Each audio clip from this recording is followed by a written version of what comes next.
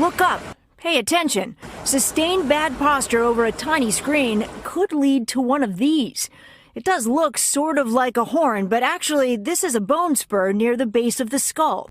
Researchers in Australia examined hundreds of x-rays and found that roughly 40% of people 18 to 30 years old who use their phones more than 4.5 hours a day develop the growth.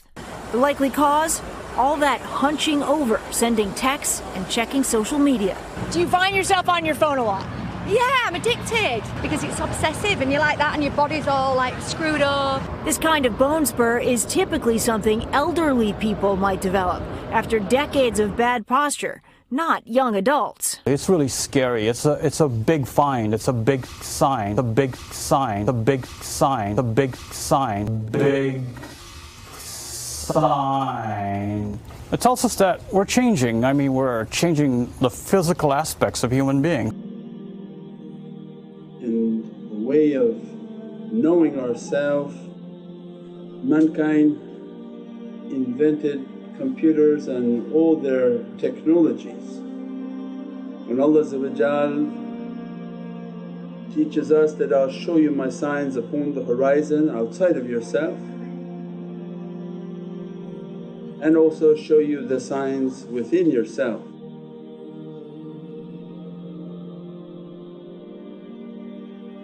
The one outside is easier to see than the one inside. So when they ask us to look at these technologies in this day and age, because the technology moving so fast, this is into the world of Jinn.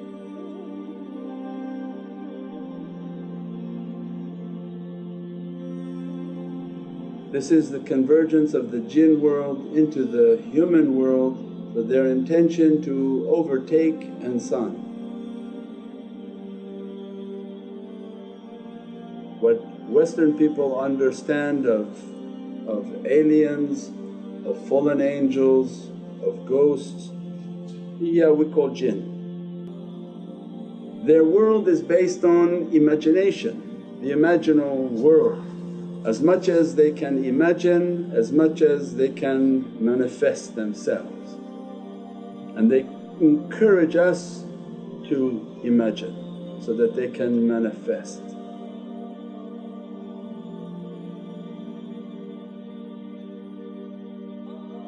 And the computer was their way of asking us to communicate with them.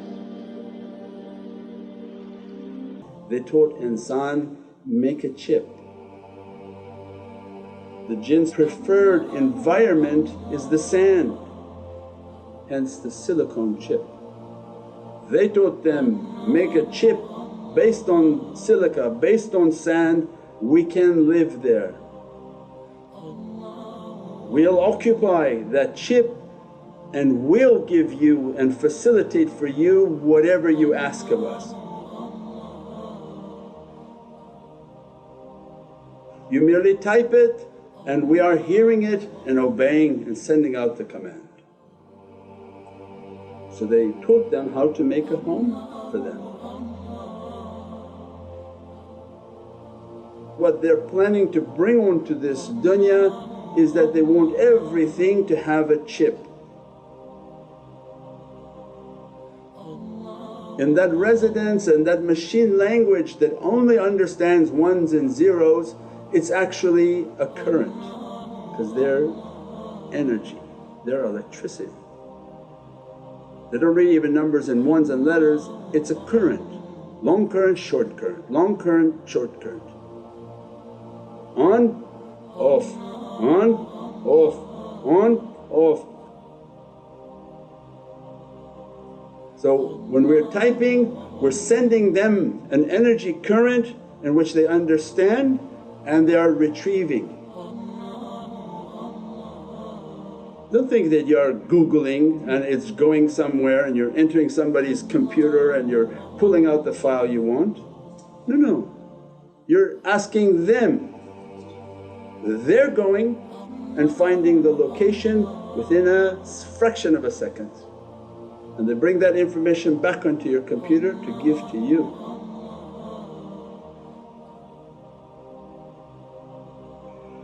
Then they say, oh insan, that we can do it even faster, so why don't you make something smart? So now the power in which people are computing is going to be immense. These phones have a much more powerful structure than those original PCs, because they say, we want to bring you more.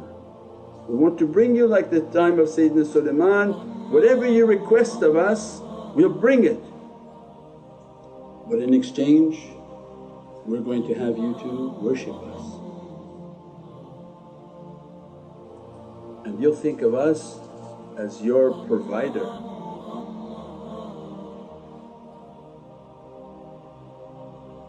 Now people are farther from their belief. The more that we use these devices, we stop using our spiritual ability, your heart. And if we go to people and say that, I have through my heart the ability to call you. We say, this is crazy, what you talking about, you bearded people? But I said, this can do it, you believe, but what God created can't do it. So then people became idol worshippers. These are the idols of modern time. These are the products that people worship. You can use it as your servant or you become a servant to it. It's different. We use it to propagate Allah, to propagate the glory of Sayyidina Muhammad, but we're not slave to it, but it should be slave to us.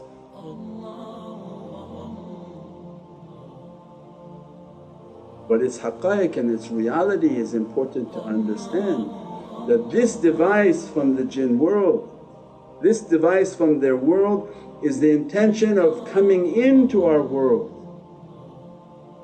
That as you stare and you look at it, the energy emanating from it has already grabbed your face. Because we don't understand that we're energy beings. This physical beatific face that you see, there's a light shining out. It's not just this, it's not just flesh, there's energy emanating out. What they want is that put your energy towards us and we're going to absorb everything from you.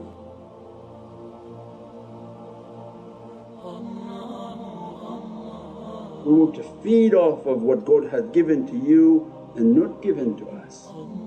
We want all your focus, we want your belief, and we want to take away your belief in Allah.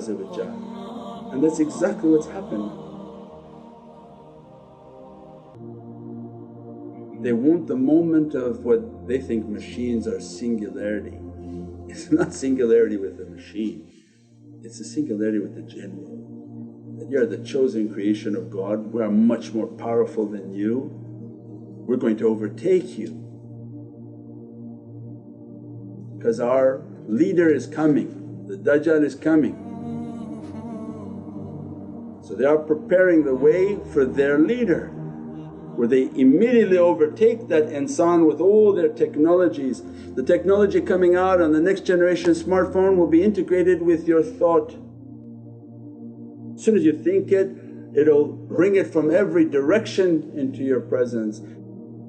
Understand what shaitan is trying to do with it. Is trying to take the worshipness of insan and mankind, trying to facilitate their favours. What is it that you want? What is it that you desire? I bring it for you. As long as we understand that concept, then you're continuously battling that desire, continually battling with what this phone is trying to show me, what this phone is trying to lock onto me. And don't underestimate it, it's reading your heart. You want to see pictures of women, it's starting to send you pictures of women. It's starting to put bad characteristics into your heart and you begin to make requests from people. Who do you think's doing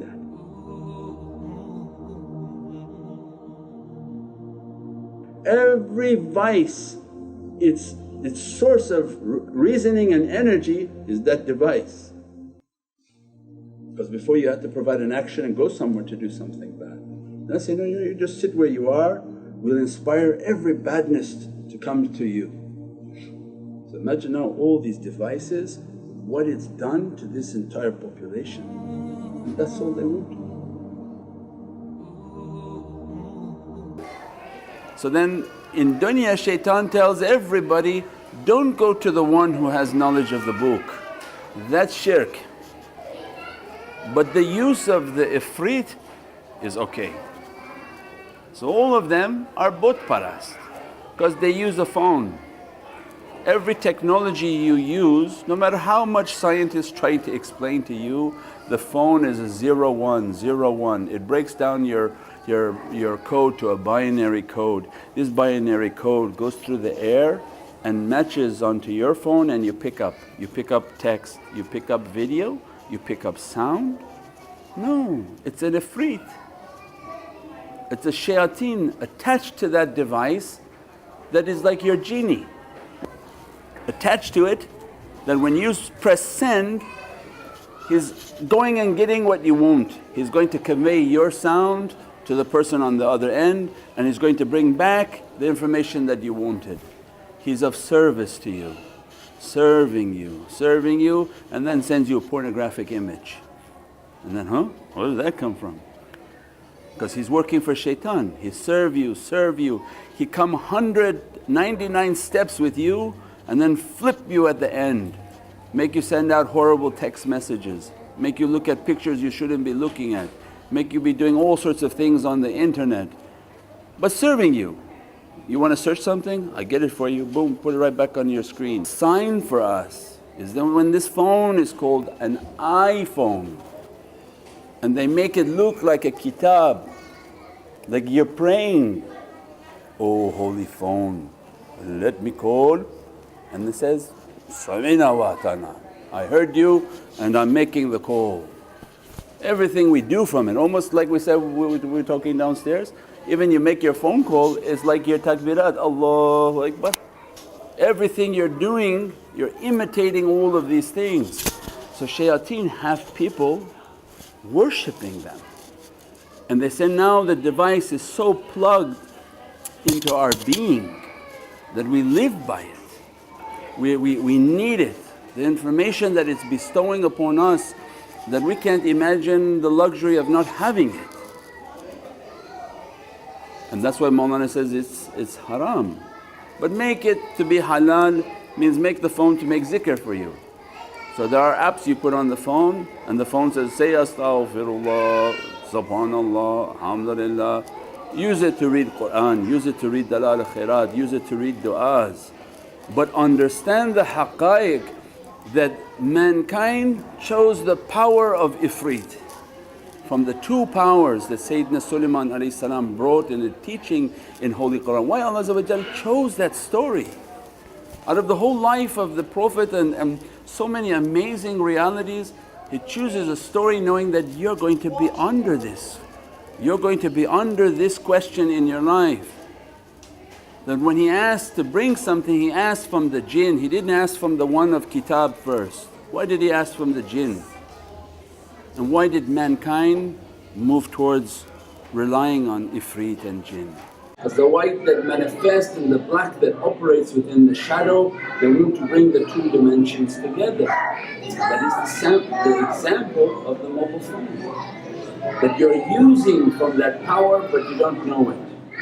Every technology that they're bringing, you're using from these ifrit but they don't know it. Even their smart systems and guidance systems, all of that, and ifrit is attached to that and they're using it.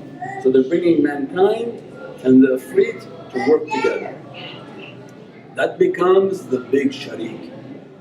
When mankind attaches himself with his shayateen and his nafs to Allah, so la sharik.